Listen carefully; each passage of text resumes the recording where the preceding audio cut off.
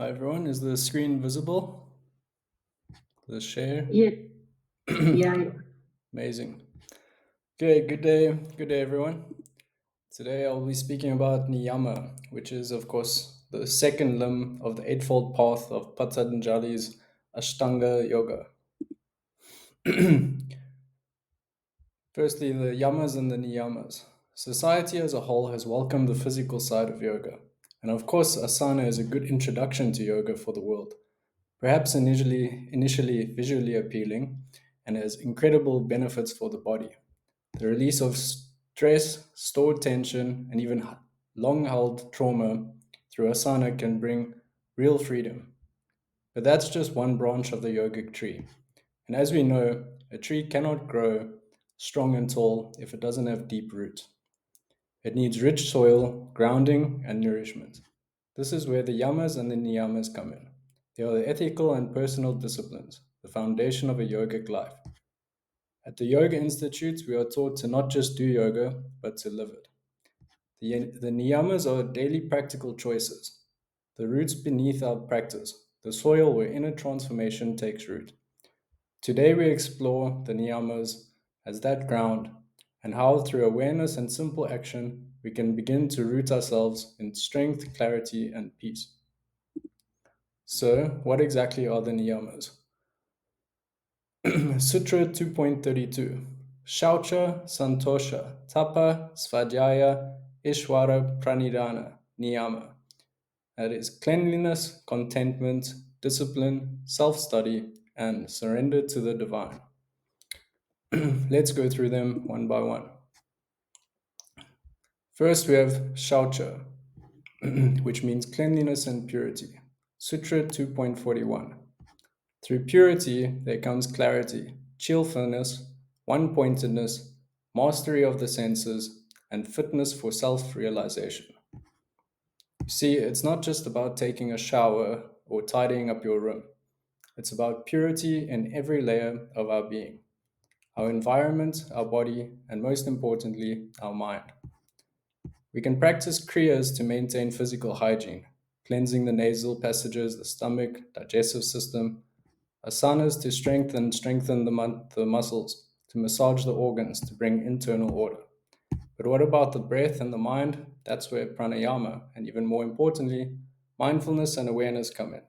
We start to actually notice what's going on in our headspace. At the Yoga Institute, we're taught to pay attention to four key aspects of our daily life: aha, vihar, achar, and vichar: food, recreation, conduct, and thought. Let me break it down. Aha, what you eat literally becomes your body and affects your mind. Are you eating clean, fresh, sattvic food, or just grabbing anything when you're stressed? Viha, how we rest and relax. Recreation isn't just binge watching and numbing out. Are you choosing nourishing activities that restore your energy or ones that just distract? Acha, are your daily routines clean, consistent, and mindful? How do you walk into a room, speak to others, organize your time? Vichar. This is the biggest one. What thoughts are you entertaining? Gossip, resentment, endless scrolling, opinions on YouTube, identity drama. These things cloud the inner lens. When we purify these four, Shaucha becomes a living practice, not a once a week cleanup. And the real goal here isn't just to live in a clean space, it's to change the narrative, change the routine, change the inner landscape, so that the outer landscape starts to reflect that clarity too. Because the truth is, we can't look to clean the world if we don't clean ourselves first. Secondly, we have Santosha, which is contentment. Yoga Sutra 2.42 From contentment unsurpassed, happiness is attained. I have a quote from Jim Carrey. I hope everybody could get rich and famous and will have everything that they ever dreamed of, so that they will know that is not the answer. Society seems to me as never being satisfied. One of the characteristics of the Western lifestyle almost requires one to not be satisfied with what they have and always be striving for more, more, and more. What is enough? $1,000? 100,000, a million, a billion, never seems to stop. I've been among very rich people, and most of them seem to be very miserable. And I've been among very poor people. I'm from South Africa, and they, with very little, they always have smiles on their faces. One of the struggles of the Western man is the inability to just sit. The cure, though, is instead of thinking of what you don't have in life, to be grateful for what you do have: a place to stay, a warm shower, loved ones, a healthy body. Right now, there are people in hospitals that are dreaming of being healthy again. Santosha is the medicine for restlessness. It's the permission to say, I'm okay, life is enough, I am enough. A great practice I learned from TYI is the writing down of positive points about oneself. Happiness comes from within. Next up, we have tapas, which is discipline. It's very important, and therefore it's mentioned multiple times through the sutras. It's also part of the kriyas. Discipline, tapas, self-study, svadhyaya, and surrender to the self, Ishwa Pranidhan. Also, Yoga Sutra 2.43. Through tapas, the impurities are destroyed, and there rises perfection of body and senses. Tapas is the heat of practice that transforms us. Regular wake up times, food, discipline, daily sadhana. It's not about force, it's about intention. It's about remembering what you want in life, picking your hill and then climbing it. It's not about it being easy. Sometimes it is hard. And the latest neuroscience is pointing to have identified the region of the brain, the AMCC, the anterior mid-cingulate cortex, which grows every time you choose to do something difficult that you don't want to do. That's the important bit. It's always easy to say, later, I'll do it later when I feel like it.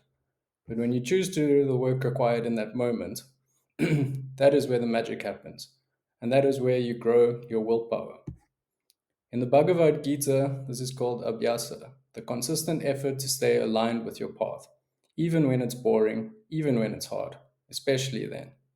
Effort over time becomes character, and that character becomes freedom. Next, we have Swadhyaya, which is self study. The Yoga Sutras, it's through self study, one comes into union with their desired deity. Sutra 2.44. In other words, the more deeply you study who you are, the more closely you begin to touch the divine within. Working from gross to subtle, I find reflection to be an amazing practice from TYI to visualize through your daily life, your daily actions, to become aware of your actions externally and to gradually work on moving inward. The Yoga Institute also encourages reflection on reactions, habits, and reading spiritual texts. Um, The purpose of reading, so I've got a quote from Sri Ramana Maharshi. The purpose of reading scriptures is to awaken a thirst for knowledge of the self. When it has done that, reading is no longer necessary. Then one must turn inward. It is not found in books. You are the self. The true practice of Swadhyaya is to inquire, who am I, and dive within. There's a great power in sitting with your emotions, your vrittis, your samskaras, your thoughts on yourself and on others, figuring out who you are and what you are, exploring the inner worlds. That is what takes you deeper into reality. That's what gives you depth. On the right, I have a Jungian diagram of what is in the unconscious. And as all these people that have gone deep within have found, the self is the deepest point. The way I see it is that the teachings are blueprints or guides that, when reflected on, help one to navigate the inner landscape. It is using the knowledge of those that came before us as a torch in the darkness. And finally, we arrive at Ishwar Pranidhana, which is surrender to the divine. Yoga Sutra 2.45. Through surrender to God, one attains samadhi. It directly leads to samadhi, the highest state of meditative absorption. It's the path of non doership, letting go of ego, control, and outcomes. So, why is it important to surrender? Here are some examples of not letting go. We are in the timeline where identity is so important in society. And once people start to gain power, societal status, referential power, it more often than not goes to their heads, and they believe it too. They believe they are the source of the power rather than its instrument. That is where it becomes dangerous, where one is partially merged with the unconscious, but grosser confusion still remains on their identity, and what is born is a superego, inflation, and it can corrupt even the most insightful, charismatic, or spiritually gifted individuals. These people had profound spiritual insights, but without Ishwar Pranidan, that power stagnates, distorts, and can become a weapon. So I've got three examples. Bhagwan Rajneesh, who's known for his mystical insights, but he fell into extreme indulgences, material excess. He had 93 Rolls Royces, and he played like big political power games. But I must say, in his later years, he started changing towards, I think, in my opinion, Ishwar Pranidhana. Chogyam Trungpa Rinpoche.